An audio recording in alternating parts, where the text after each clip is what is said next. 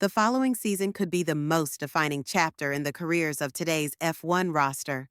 With all new engines and an entirely revamped aero package set to hit the circuits, the page is being blanked. The window is huge, and it's open. Any team could crack the code and move to the front. Indeed, even those like Alpine, Williams, or Haas could suddenly be fighting for wins. Trying to predict how it all unfolds? Don't even bother. It's all but impossible. One thing's as clear as day, however. Drivers have colossal decisions to make at this time. Do they trust their employers and take a chance that they will get it right next year? Or do they take a chance on a leap of faith, risking their livelihoods on an offer that could put them in a championship-winning car? For some, though, it's not really a question of choosing. They could end up with no seat at all. And in the midst of it all, uncertainty are the two powerhouses, Mercedes and Red Bull. With the summer shutdown on the horizon, the driver market is heating up fast, and the first significant moves are just around the corner. Today, we're diving into who's at risk, who's trying to get out, who could be coming in, and what on earth is going on behind the scenes at Mercedes. So buckle up. Last year's driver market? Total chaos. Nearly every team made a change. Aston and McLaren alone tied up their 2025 lineups. With so many deals done last season, there aren't all that many drivers who have let their contracts run out. But the ones who do, they could completely redraw the grid. Where to start? With the big news, Mercedes. Both George Russell and Andrea Kimi Antonelli have not inked deals for next year. George has been a sensation, continually squeezing out every last ounce of performance from a car that is still not quite good enough. He's already collected 4 podiums, and when McLaren aired in Canada, he brought back a win. Antonelli? He also picked up his first podium in Canada, but come on, he hasn't quite lived up to the stratospheric expectations that Toto Wolff built before the beginning of the season. He hasn't scored in 4 races, and yes, Mercedes' problems have played a part, but even so, he has less than half Russell's points. All this being said, he's a rookie, and even after a rocky start, remember that collision on barely his second ever F1 lap near the start of FP1 at Imola. He's settled in. He's been neat, solid, and so far, Mercedes seems pleased with where he's going. Meanwhile, at Red Bull, their soap might be even more drama-filled. Their once fabled junior team? It's been empty for a while now. They recruited Nick de Vries. He flopped. Then there was Liam Lawson, and for reasons unknown or otherwise, he did worse than Sergio Perez even. Now Yuki Tsunoda has moved up to the senior team. But his driving? Honestly, it's been constantly underwhelming. Now that it's here, it's hard to say what's worse, the drivers or the car.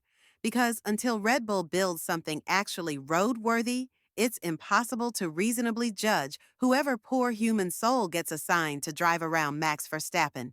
The cherry on top. Nearly their entire driver pool is on the market in just 14 races. That means Tsunoda, Lawson, and Isaac Hadjar, who's likely been the best of the trio. But what exactly does Red Bull intend to do with Hadjar? And where would he even end up driving? Nobody has any idea. And then there is the strange soap opera at Alpine. Following the Austrian Grand Prix, they will have only one driver contracted for next season. The team's major decision? Whether to choose Franco Into or Jack Dan. Has Franco secretly outdone Jack? Do either of them deserve a seat in 2026? It might not be so mad as it was last year, but don't be in any doubt. Driver market chaos is being planned. And one thing seems certain, Mercedes will initiate the serious overture first. The biggest question Toto Wolff needs answering today is Max Verstappen truly available? His Mercedes boss devoted the early part of this campaign actively chasing the reigning world champion. To Russell's credit, he took it in his stride, dismissively, and insisting it did not faze him. And let's be honest, who would not sign Max if they could? What is interesting, however, is, in the past month, Toto has been mysteriously quiet on the subject.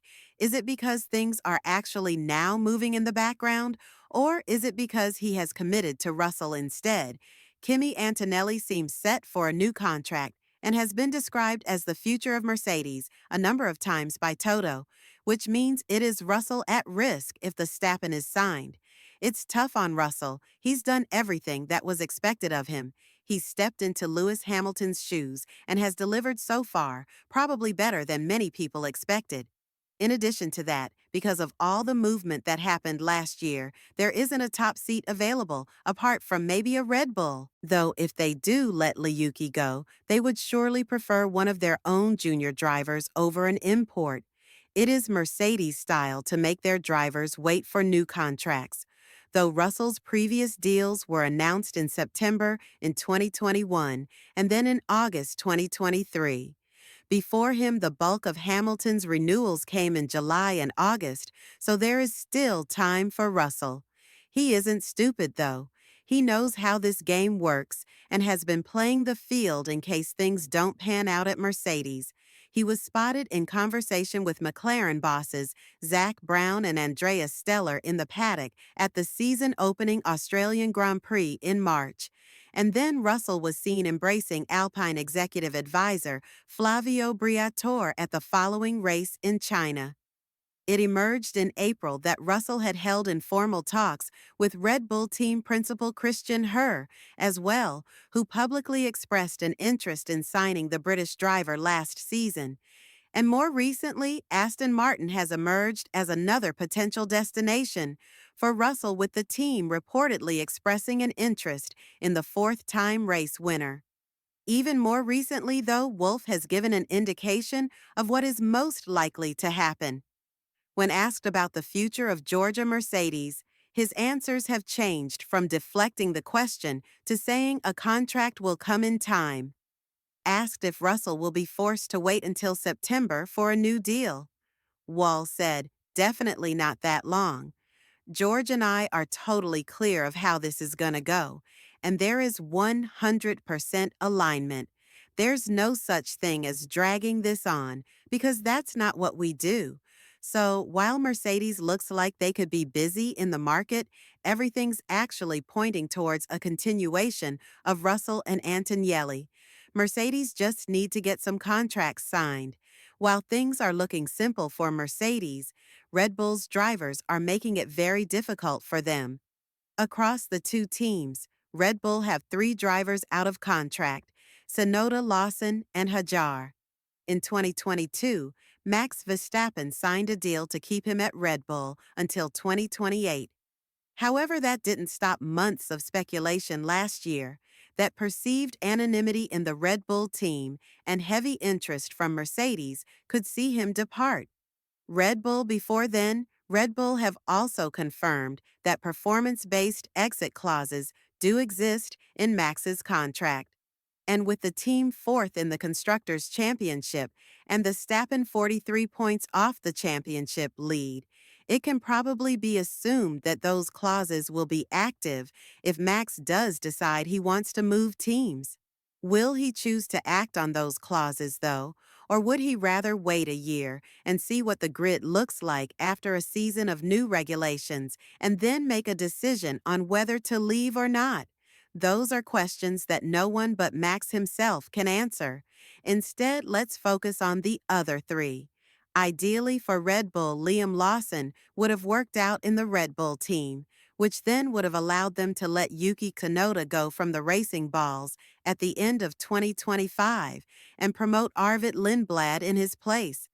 Obviously, things haven't worked out that way. Lawson had a terrible first 2 races at Red Bull, and to save his career, they swapped him out for Tsunoda. It was the right decision at the time, but it was one that they should never have had to make.